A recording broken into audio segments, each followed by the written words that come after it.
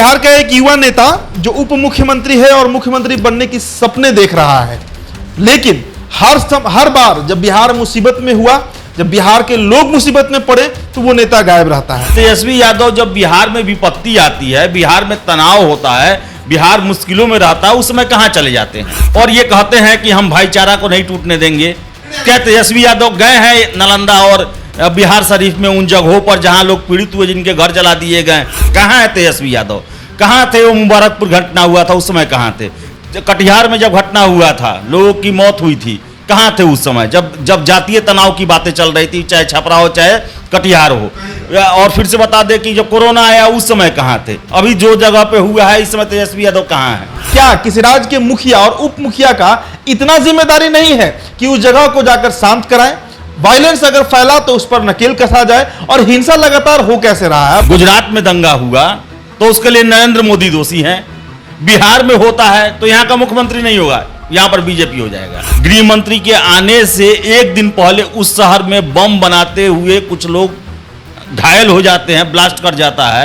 यह अपने आप में यहाँ की सुरक्षा में बहुत बड़ा प्रश्न उठाता है। क्या आरजेडी का डेलीगेशन गया है दोनों जगहों पर देखने के लिए कि वहां पर क्या स्थिति है? अगर ये पैरोकार हैं तो जाके उन्हें पूछना चाहिए था। एक तो सरकार में है आप, सरकार लेवल पर, उसके अलावा नेता का फर्ज क्या होता है? भाजपा और संघ को दोष दे दिए। तो ये जो है ना, इस पर जो उन्होंने ट्वीट किया, आप उसका देखिए, आप उस पर कमेंट। 90% से अधिक लोगों ने कहा है कि आप सरकार में हैं और आप ये घिसी पीटी बात और जवाब देकर जो है अपना पल्ला नहीं झाड़ सकते हैं। आप एक सूबे के डिप्टी सीएम हैं और आपके राज्य में दो जगहों पर वायलेंस हो रहा है और वो कम्युनल धार्मिक वायलेंस है, और आपका शासन ही, आप शासन ही चलाते हैं। इसमें सबसे बड़ा आधार आपने बनाया है क्या? कम्युनलिज्म को। ललन सिंह बड़ा गुस्से में है कि यहां पर आते हैं अमित शाह, तो सीएम साहब से क्यों नहीं मिलते हैं, राज्यपाल से क्यों ये बात करने चले जाते हैं? अमित शाह लगातार ये तीसरा मंच है, सार्वजनिक मंच, जहां पर हजारों लोगों को संबोधित करते हुए कह रहे हैं कि नीतीश कुमार धोखेबाज हैं और उनके लिए हमारा दरवाजा हमेशा के लिए बंद हो गया है। पिछले एक सप्ताह में, यानी रामनवमी के दिन से आज तक की अगर बात कीजिए तो बिहार एक बार फिर से जल उठा है। बिहार के दो शहर नालंदा और सासाराम इसके गवाह बने हैं। राष्ट्रीय मीडिया जो है, नेशनल मीडिया, उसमें नालंदा और सासाराम लगातार चर्चों में रहा। कारण यह हुआ कि वहां पर हिंसा भड़क गया, दंगे भड़क गए। डीजीपी कह रहे हैं 109 लोगों की गिरफ्तारी सिर्फ सासाराम से हुई है जिन्होंने दंगा भड़काया। सवाल उठता है कि आखिरकार दंगा क्यों भड़क गया? बिहार का पड़ोसी राज्य झारखंड में कोई दंगा नहीं हुआ, बिहार का एक और पड़ोसी राज्य उत्तर प्रदेश, वहां पर कोई दंगा नहीं हुआ, तो बिहार इतना सेंसिटिव क्यों हो जाता है? अब देखिए, असदुद्दीन अवैसी का एक ट्वीट पहले आपको हम दिखाते हैं। दरअसल ये ट्वीट नहीं, ये रीट्वीट है। तेजस्वी यादव के ट्वीट को उन्होंने शेयर किया है और लिखा है, उसके पहले आप तेजस्वी का जरा ट्वीट देख लीजिए। तेजस्वी यादव ने ट्विटर पर लिखा है कि बिहार में सद्भाव बिगाड़ने की संघी कोशिश पर बिहार सरकार की पैनी नजर है। जिन राज्यों में बीजेपी कमजोर है वहां बौखलाई हुई है।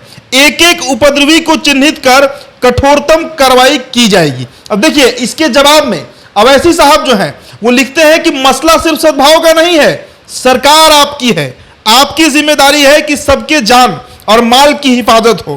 तारीखी मदरसा अजीजिया को जला दिया गया, कुरान शरीफ के जले हुए पन्ने हमने देखे हैं। क्या आप या चाचा वहां जाएंगे? चाचा मतलब नीतीश कुमार। क्या मरम्मत की जिम्मेदारी सरकार लेगी या दूसरों का वोट खोने का डर है? अब देखिए, ये एक बड़ा मैसेज है असदुद्दीन अवैसी का। मसला यह है कि तेजस्वी यादव बिहार के उप मुख्यमंत्री हैं, नीतीश कुमार मुख्यमंत्री हैं, चाचा भतीजे की जोड़ी है। कहते हैं कि हम समाजवादी लोग हैं, हम ऐसे लोग हैं जो किसी भी तरह की सांप्रदायिकता, कम्युनलिज्म को बर्दाश्त नहीं करते हैं। तो आखिरकार बिहार में इतना बड़ा कम्युनल एक्ट हो कैसे जाता है? और हुआ तो हुआ। आखिरकार क्या किसी राज्य के मुखिया और उप मुखिया का इतना जिम्मेदारी नहीं है कि उस जगह को जाकर शांत कराएं? वायलेंस अगर फैला तो उस पर नकेल कसा जाए, और हिंसा लगातार हो कैसे रहा है? बताइए, अमित शाह आने वाले हैं, इधर बम फट रहा है। ये जानकारी खुद डीजीपी दे रहे हैं, हमारा ये कोई स्टेटमेंट नहीं है जो आप कोट कर लीजिएगा। आदेश पुरी है, आदेश जी तेजस्वी यादव ने फिर ट्वीट किया है। हम लोग तो लगातार कहते ही रहते हैं कि पटना बहे, चाहे चमकी बुखार हो, किसी भी स्थिति में ट्वीट आता है। अब तो उप मुख्यमंत्री बन गए, अभी भी ट्वीट ही कर रहे हैं। देखिए, सबसे इसमें आश्चर्य की बात है कि आप देखिए गृह मंत्री जो है देश के किसी जगह पर प्रोग्राम करने वाले हैं और वहां एक दिन पहले बम बनाते हुए कुछ अपराधी जो है वो ब्लास्ट कर जाते हैं जिनका इलाज चल रहा है। आप समझ सकते हैं कि क्या यहाँ लॉ एंड ऑर्डर का स्थिति है और क्या संवेदनशीलता है गृह मंत्री के सुरक्षा को लेकर। डीजीपी साहब ये भी कहते हैं कि वो बम जो था वो कोई वहां के लोकल प्रयोजन के लिए नहीं था, वो अपराधी बना रहे थे। किस लिए बना रहे थे वो, जबकि अगले दिन ही गृह मंत्री का वहां पर प्रोग्राम होने वाला है, रैली होने वाला है और वहां पर बम बना रहे थे वो लोग।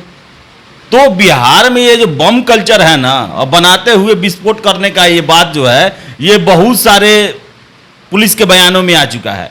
आपको याद होगा कि कितने मस्जिदों में ब्लास्ट हुआ, फुलवारी शरीफ में हुआ, और जो बिहार में अभी एनआईए जिस तरह छापेमारी कर रही है, जितने लोग पकड़े जा रहे हैं, इससे तो ये साबित है कि बिहार में स्थितियां जो है वो सही नहीं है। कुछ ना कुछ यहाँ गड़बड़ या कुछ ना कुछ यहाँ प्लानिंग हो रहा है। और सबसे बड़ा बात है कि एनआईए इतने लोगों को पकड़ के ले जाती है, कितने जिलों में छापेमारी लगातार कितने दिनों तक चला। गृह मंत्री के आने से एक दिन पहले उस शहर में बम बनाते हुए कुछ लोग घायल हो जाते हैं, ब्लास्ट कर जाता है। यह अपने आप में यहाँ की सुरक्षा में बहुत बड़ा प्रश्न उठाता है। रही बात तेजस्वी यादव की, हम लगातार उनसे पूछ रहे हैं कि तेजस्वी यादव जब बिहार में विपत्ति आती है, बिहार में तनाव होता है, बिहार मुश्किलों में रहता है, उस समय कहाँ चले जाते हैं।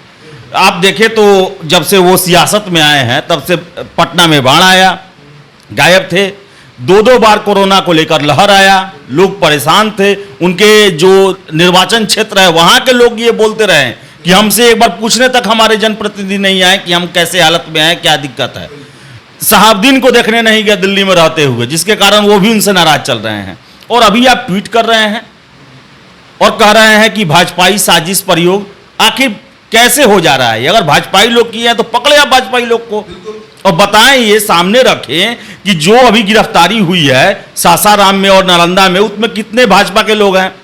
ये एक शुरू से बनाए हुए हैं ये लोग कि कुछ भी गड़बड़ होता है तो भाजपा का नाम दे देते हैं। ये देखिए कैसा बनाया गया है, नैरेटिव एक बनाया गया है कि अगर भाजपा शासित राज्य में हो तो वहां का मुख्यमंत्री दोषी, और जो गैर भाजपा शासित राज्य में हो वहां बीजेपी दोषी। यानी कि दोनों कंडीशन में इनको अपने आप को सेफ रखना है। कहने का मतलब है कि आप देखें कि गुजरात में दंगा हुआ तो उसके लिए नरेंद्र मोदी दोषी हैं, बिहार में होता है तो यहां का मुख्यमंत्री नहीं होगा, यहां पर बीजेपी हो जाएगा। यूपी में हुआ इसी तरह, जब मुजफ्फरनगर का हुआ था 5-6 साल पहले, 7-8 साल पहले, उस समय भी जो अखिलेश यादव थे उनके द्वारा थोप दिया गया कि भाजपा और संघ का साजिश है। ये कहते आप नाकाम होते हैं, आपके हाथ में पूरा प्रशासन का मशीनरी है, सब कुछ आपके हाथ में है, और कैसे ये हो जाता है।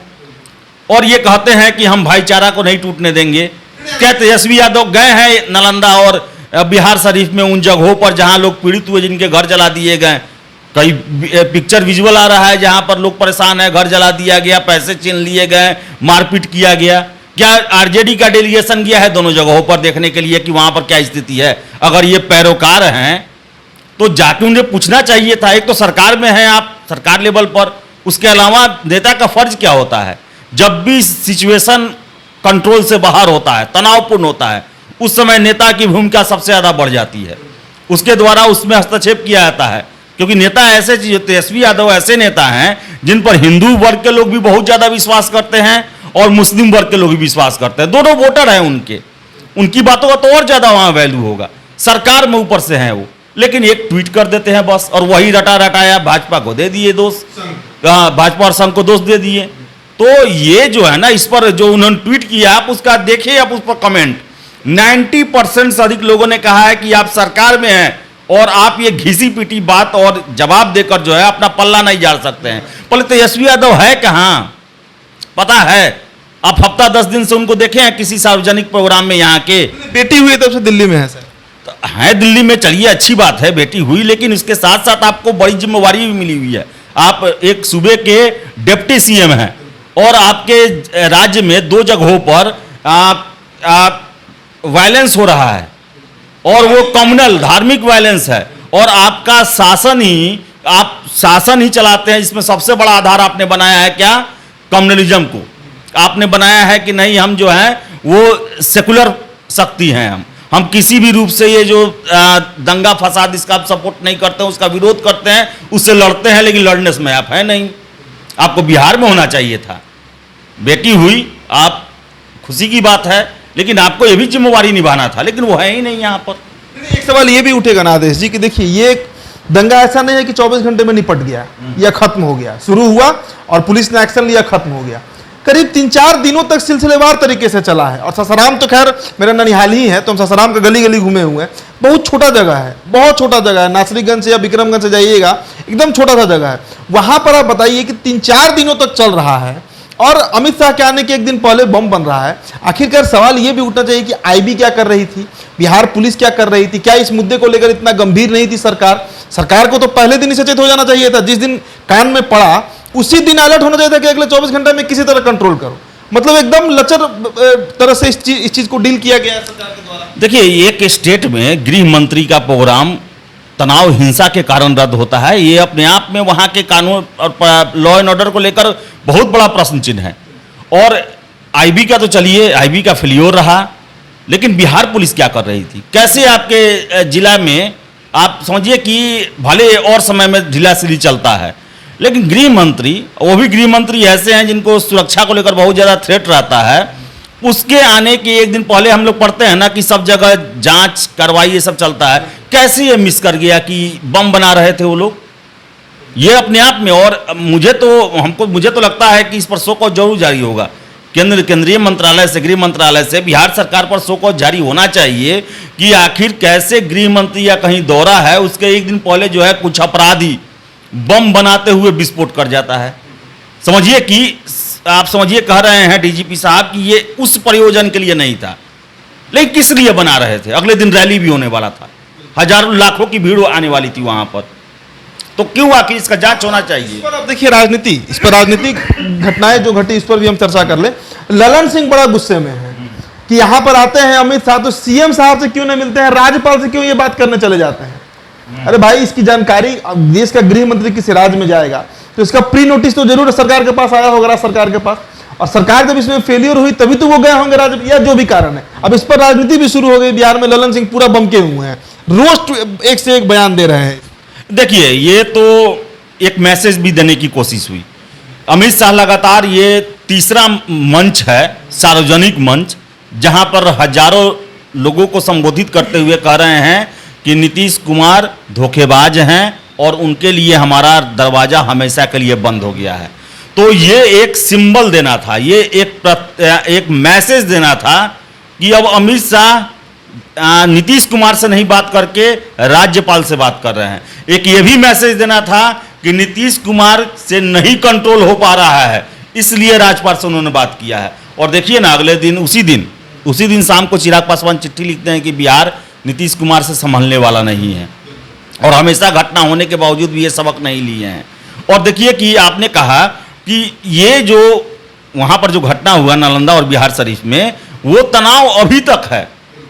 अभी तक डीएमएसपी के द्वारा वहाँ पर बयान दिए जा रहे हैं कि शांतिपूर्ण स्थिति है। एक बार जान लीजिए कि जब भी पुलिस के द्वारा कहा जाए कि स्थिति नियंत्रण में है, शांतिपूर्ण है, तो इसका मतलब है कि तनाव तो है वहाँ पर, तभी ये बयान पुलिस के द्वारा दिया जाता है। अगर सब कुछ नॉर्मल हो जाता है तो बयान नहीं दिया जाता है। ये नियम है पुलिस का कि सिचुएशन से जब वो लड़ते रहते हैं तो चूंकि और मामला ना बिगड़े, लोगों में निगेटिव मैसेज ना जाए, इसलिए वो कहते हैं कि स्थिति पूरी तरह नियंत्रण में है, हम नज़र बनाए हुए हैं। लेकिन इतना है, तनाव पूरा व्याप्त है और सरकार उससे निपटने के लिए लगी हुई है। 40 टीम बनाया गया है आपको सासाराम में। देखिए, घटना होने के बाद बिहार सरकार ने बहुत अच्छा काम किया, लेकिन हमारा मेन फोकस इसमें है कि बम कैसे बन रहा था। भाई, गृह मंत्री का अगले दिन दौरा है और इसके एक दिन पहले बम बनाते हुए ब्लास्ट करते हैं। और दूसरा चीज़ है कि तेजस्वी यादव कहाँ है? कहाँ है तेजस्वी यादव? कहाँ थे वो मुबारकपुर घटना हुआ था उस समय? कहाँ थे? कटिहार में जब घटना हुआ था, लोगों की मौत हुई थी, कहाँ थे उस समय जब जातीय तनाव की बातें चल रही थी, चाहे छपरा हो चाहे कटिहार हो? और फिर से बता दें कि जब कोरोना आया उस समय कहाँ थे? अभी जो जगह पे हुआ है इस समय तेजस्वी यादव कहाँ है? इनको आखिर बिहार का मुख्यमंत्री बनना है, इनके दल के लोग कहते हैं कि ये योग्य हैं। तो नेता का गुण होता है कि ऐसे समय पर मोर्चा संभालना पड़ता है उसे, और उनका एक बहुत बड़ा जनाधार है यहाँ पर, लोग चाहते हैं उनको, लोग पसंद करते हैं, लोग उनको फॉलो करते हैं। तो ऐसे में तो उनको सामने आना चाहिए था, लेकिन उस समय वो है ही नहीं, केवल ट्वीट करके अपना फॉर्मेलिटी निभा दिए। देखिए, तो बिहार का एक युवा नेता जो उप मुख्यमंत्री है और मुख्यमंत्री बनने की सपने देख रहा है, लेकिन हर बार जब बिहार मुसीबत में हुआ, जब बिहार के लोग मुसीबत में पड़े, तो वो नेता गायब रहता है। ऐसे में कितने पक्के तौर पर उस पार्टी के लोग, उस पार्टी के कार्यकर्ता, उस पार्टी के समर्थक इस बात पर अब दावा ठोक सकेंगे कि हमारा नेता बिहार का अगला मुख्यमंत्री बनेगा। इस बार सासाराम और नालंदा में जो घटना घटी है वो बेहद निंदनीय है। कुरान शरीफ को जलाया गया, धार्मिक ग्रंथ है, किसी भी धर्म का हो वो पूजनीय होता है। हिंसा किसी भी तरफ से भड़का हो, हिंदू पक्ष हो मुस्लिम पक्ष हो, वो मायने नहीं रखता। मायने ये रखता है कि झारखंड उत्तर प्रदेश में इस तरह की घटना नहीं होती है, बिहार में ही क्यों हो जाती है। लॉ एंड ऑर्डर फेल रहता है, तेजस्वी यादव गायब हैं और सीएम साहब कह देते हैं कि शायद उनको इसकी जानकारी नहीं होगी, क्योंकि ये उनका रिपीटेड बयान होता है। हालांकि इस पर अब एक्शन लिया जा रहा है, कार्रवाई की जा रही है। चलिए, इस चर्चा में इतना ही। आप बने रहिए तो बिहार टॉप के साथ। बहुत बहुत शुक्रिया।